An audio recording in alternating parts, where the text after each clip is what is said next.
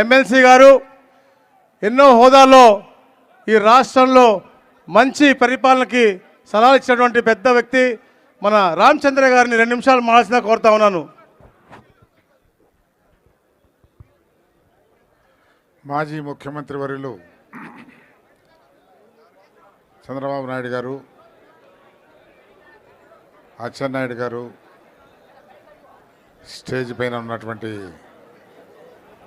Party పెద్దలు, సోదర సోదరీమణులారా, నేను ఈ దినమే పార్టీలో చేరినాను. రేపు పార్టీలో చేరినాను దానికన్నా వాపసు వచ్చినాను. ఎందుకంటే తెలుగుదేశం పార్టీ పుట్టినప్పటి నుంచి ఉన్నాం మేము. అయితే ఈనాడు మీరు ఇది చాలా ఎగ్జాగరేషన్గా అనుకోకండి. చంద్రబాబు నాయుడు గారి నాయకత్వం ఈ దేశ రాష్ట్రానికి చాలా అవసరం, చరిత్రాత్మకంగా అవసరమైంది. ఒక ఎగ్జాంపుల్ చెప్తాను. రేపు ఏప్రిల్ నుంచి 12 లక్షల కోట్ల అప్పు కట్టాల. ఆదాయం లేదు రాష్ట్రానికి, ఆదాయ వనరులు లేవు, భూముల విలువలు లేవు. కోకాపెట్ట మాదిరిగా 1,40,00,000 అమ్మేదానికి ప్రతి ఒక్కరి చర్మం ఒలచబడుతుంది. పన్నులు వసూలు చేస్తే కానీ డబ్బులు రావు. మరి ఎట్లా చేస్తారో మహానుభావుడు చంద్రబాబు నాయుడు గారు. అయితే ఆయనకు ఆ కెపాసిటీ ఉంది. నేను చూసిన, ఆయనతో సహవాసం చేసి చూసిన ఆ కెపాసిటీ ఆయనకు ఉంది. కాబట్టి అటువంటి కెపాసిటీ ఉండే వ్యక్తి రావాల్సిన అవసరం చాలా ఉంది. అంతేగాని అతన్ని ఎక్కువగా నేను పొగట్టంలే. అతని అవసరం ఈ రాష్ట్రానికి ఇప్పుడు చాలా చాలా అవసరం ఉంది. లేకుంటే రాష్ట్రము ఏ పాలైపోతుందో భయంకరం, ఊహించుకునే దాన్ని కూడా భయంకరం ఉంది. అదొకటి. రెండవది, పాలన అనేది కొన్ని సిస్టమ్స్ పైన ఆధారపడింది. ఆ సిస్టమ్స్ ఉంటే కన్నా పాలన జరిగిపోతూ ఉంటుంది. కానీ రాష్ట్రంలో ఆ సిస్టమ్స్ అన్నీ నాశనం అయిపోయినాయి. ఇప్పుడు ముఖ్యమంత్రి పదవి అది లగ్జరీ పోస్ట్ కాదు. ముఖ్యంగా ఈ టైంలో చాలా భయంకరమైన పోస్ట్ అది. మరి చంద్రబాబు నాయుడు గారు ఎట్లా చేస్తారో కానీ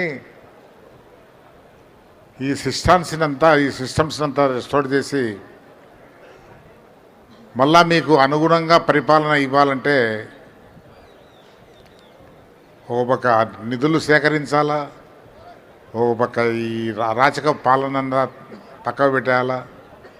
ఈ అరాచక పాలనలో కొన్ని వర్గాలు చాలా లాపైనాయి.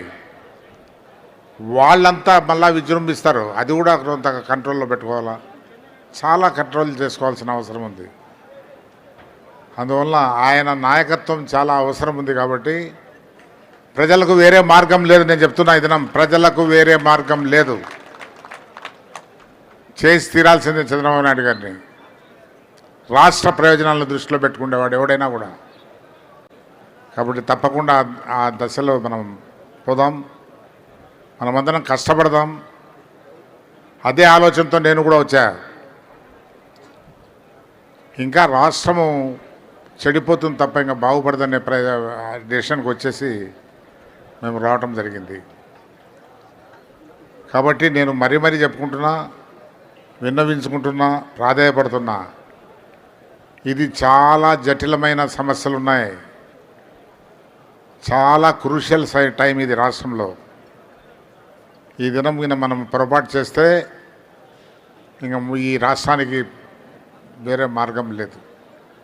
కాబట్టి బాగా ఆలోచించి చంద్రబాబు నాయుడు గారి నాయకత్వాన్ని బలపరచండి. తప్పకుండా ఆయనకి ఇష్టం లేకపోయినా తీసుకురావాలి. ఈ దినం ఆయన తీసుకొచ్చి బలవంతంగా అయినా ఈ రాష్ట్ర ప్రయోజనాల గురించి ఆయన కూర్చోబెట్టాలి. ఆ బాధ్యత ఆయన తప్పకుండా తీసుకుంటాడని మేము అతన్ని కోరుకుంటూ సెలవు తీసుకుంటున్నాం.